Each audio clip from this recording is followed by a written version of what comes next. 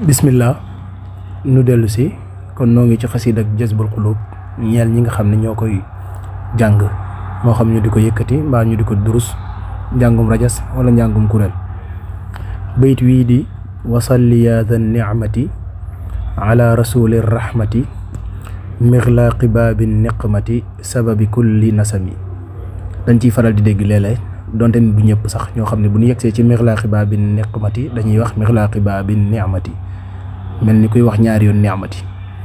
ñu xamal leen ni nag diggante nicmati ak niqmati ñaari baat la yu waroo lool, maanaam loolu ñuy wax ci français contraire.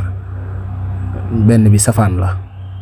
bu dee nicma mooy xéewal di lu baax, bu dee niqma nag mooy safaan ba di lépp loo xam ne lu bon la mbaa lu naqari.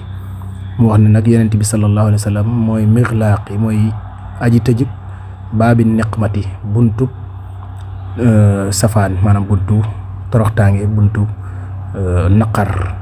waaye bu dee da ngaa wax ni mixlaaqi baabi ni'mati rek mooy yonent bi nag moo tëj bunti xéewal yi, te loola jaaduwut. kon nu bàyyi ko xel bu baax.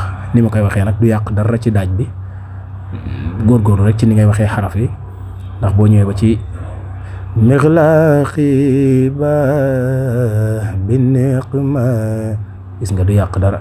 mixlaaqi baabi niqmati ñu bañ a wax bi ni'mati. jërë ngeen jëf.